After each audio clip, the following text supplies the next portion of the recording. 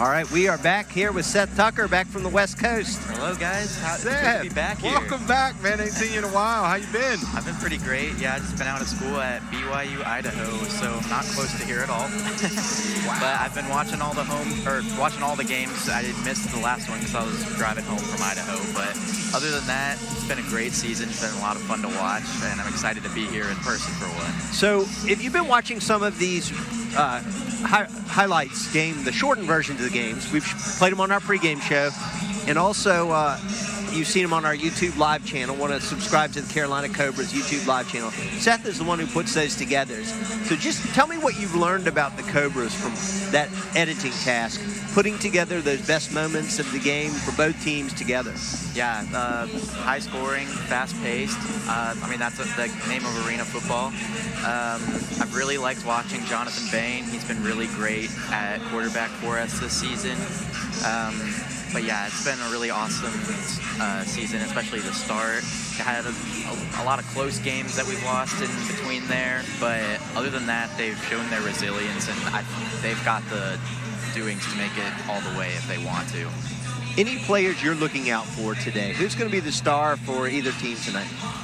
DJ Myers, if he's playing. I'm assuming he is. And then Jonathan Bain, we'll look to see how he does coming back.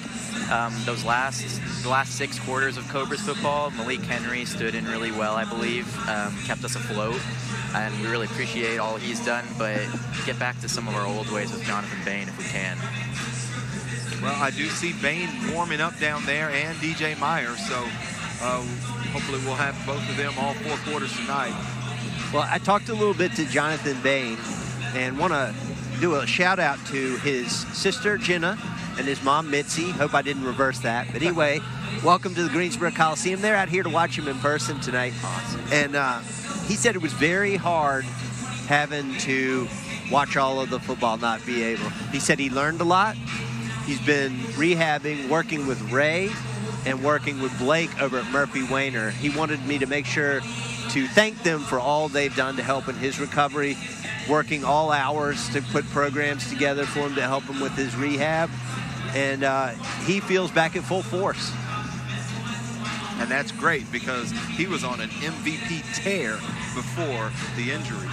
In fact, we were talking about he and I believe it was quarterback from Jacksonville maybe as the two who were the tops for the MVP, but with Bain solidly ahead. Again, remember, we started out 6-0. And after that injury, it really kind of derailed, but hopefully we're back on track. Everybody's healthy. I think a couple passes ago, he just threw a touchdown in warm-ups to DJ Myers, so we hope to see that a lot tonight. I think one of the things is the team started flawlessly at the beginning of this season, and sometimes fans think maybe that makes it easy. You gotta win every game, but every game for the most part has been close this year. Majority of games close this year in the National Arena League. Teams getting hot at the end. Mason Espinoza has really come on to take the Lions to the next level.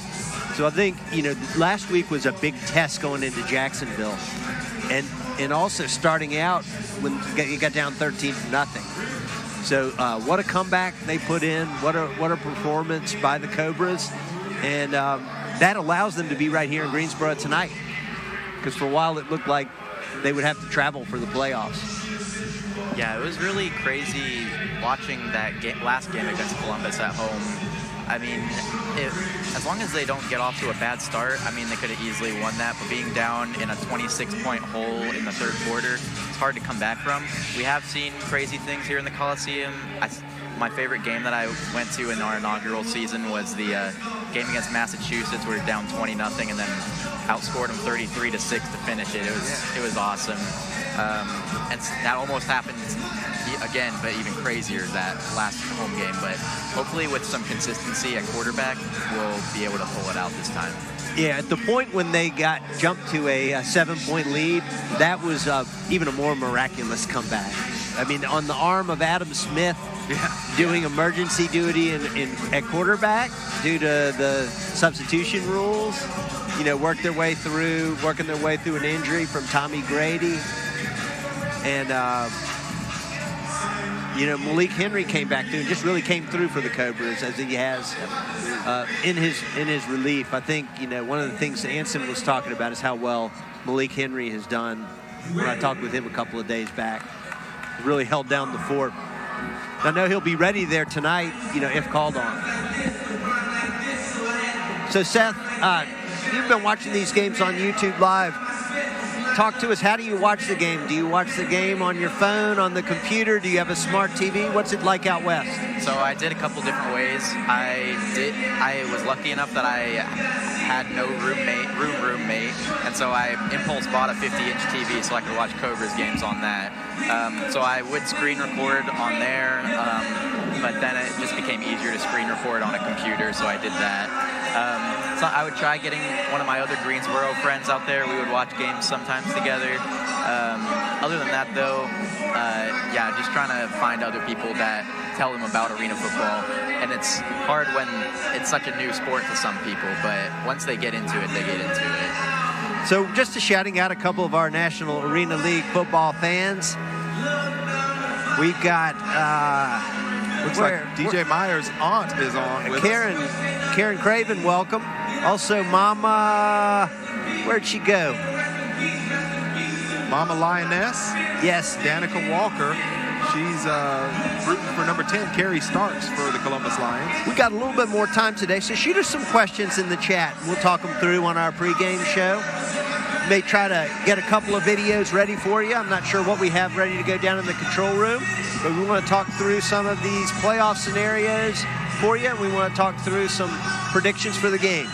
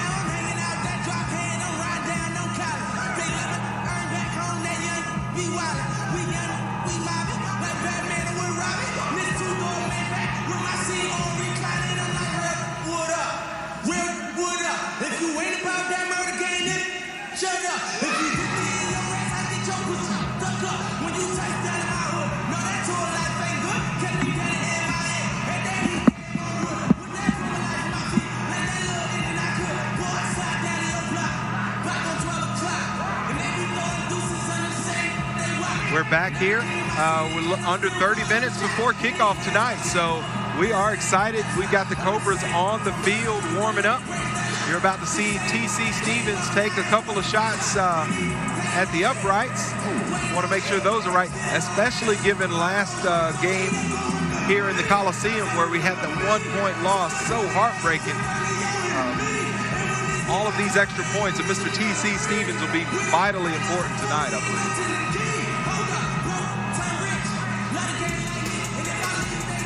Loving the Meek Mills type music that we've got from DJ Real KC. One of the big things that was really exciting me over the past few home games, it's really awesome getting to hear you guys talk to the new owners and opening up that group.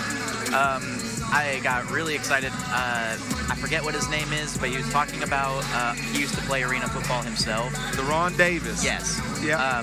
He was talking about how the league is looking like might in the next couple years get 6 to 12 more expansion teams. I'm really excited to see where that heads. And the attendance at the last game looks great too. Yes, indeed. And I tell you, we actually had the chance to talk with what will be a new owner next year in the league. And hopefully he'll come up and talk with us later in our broadcast tonight. A team right here in North Carolina out of Fayetteville. Awesome. So hopefully those that Fayetteville owner will come up and talk with us and give us a little insight on his journey to get to the National Arena League.